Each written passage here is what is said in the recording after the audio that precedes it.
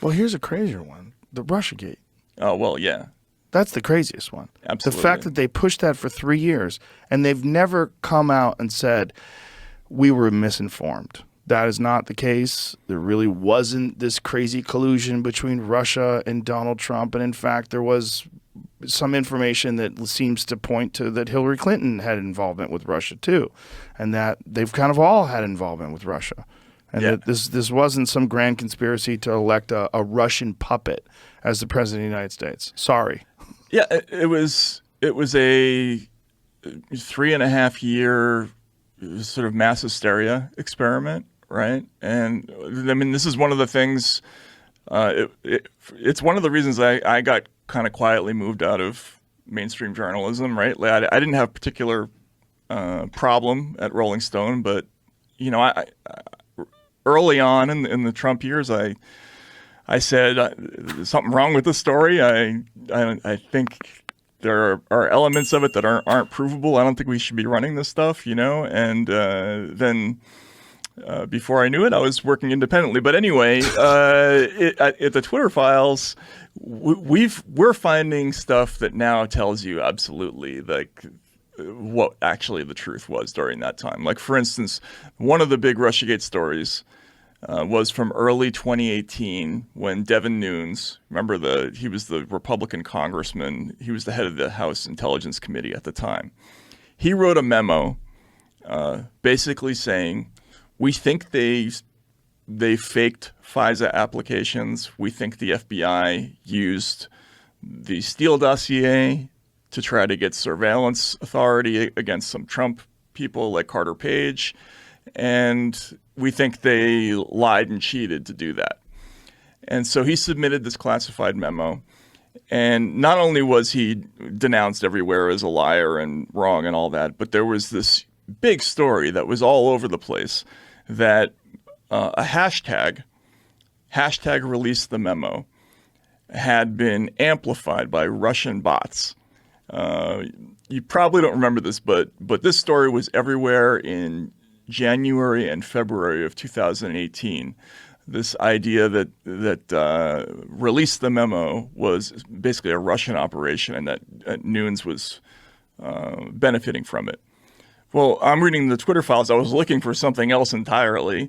And then suddenly we come across a string of emails internally at Twitter where the Twitter officials are saying, you know, we're not finding any Russians at all behind this hashtag. And we told the members of Congress who asked about this that there are no Russians involved in this because Dianne Feinstein, Richard Blumenthal of Connecticut, they all came out with this accusation about it being linked to Russia.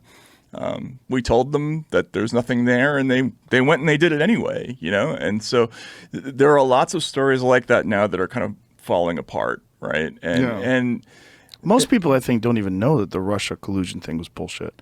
I think the general public that heard that Russiagate narrative, the people that haven't looked into it past what they've seen on television probably still believe there was some sort of collusion. Yeah, because there's never been a reckoning for it. Right. You know, I mean, after the WMD thing,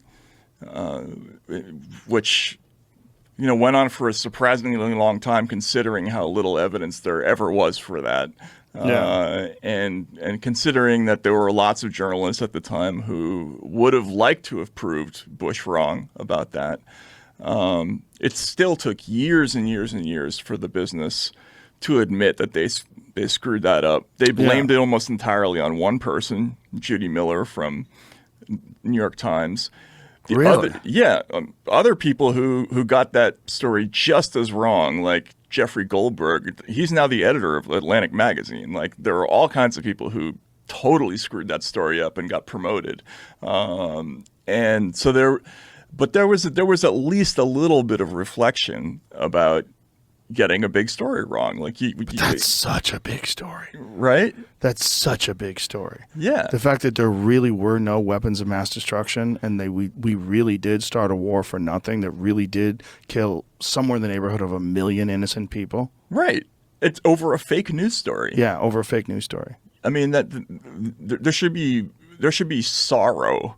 Yeah. You know what I mean? Within news organizations about a mistake of that magnitude. And the fact there's no repercussions, and the people were promoted that promoted that very same story that led to that led to the public support of it, of the war. Yeah, and not only did we promote the people who got that story wrong, you know, except in that one case of Judy Miller, who was sort of villainized, you know, but people were fired who were questioning it. Like Phil Donahue had a show, a very highly rated show on MSNBC at the time. He lost his job. Jesse, What did he say? he was just very critical of the war effort. He didn't believe the whole thing, and he thought. And that's why he lost the show? Yeah, they took him off the air. Wow. Jesse Ventura will tell you the story. He lives in a compound in Mexico. Yeah. Casa MSNBC, he calls it, because they hired him thinking that because he was a former Navy SEAL, he was going to be pro-war.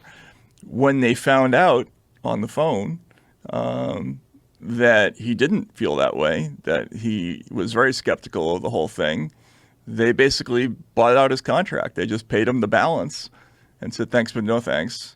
And, you know, we're not going to want that show of yours. So he was right.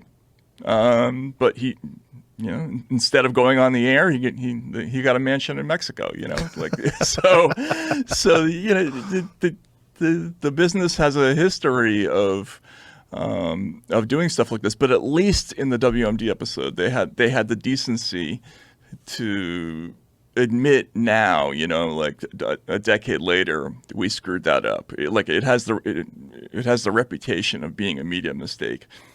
They haven't done that yet with the Russia stuff. Well, the WMD thing, though, there's no repercussions because over time, everybody had kind of either forgotten about it or been overwhelmed by news stories. And when the WMD came out, when that sort of thing came out at the beginning of the war, you're also dealing with a very different internet. And the news cycle wasn't as extreme and dynamic.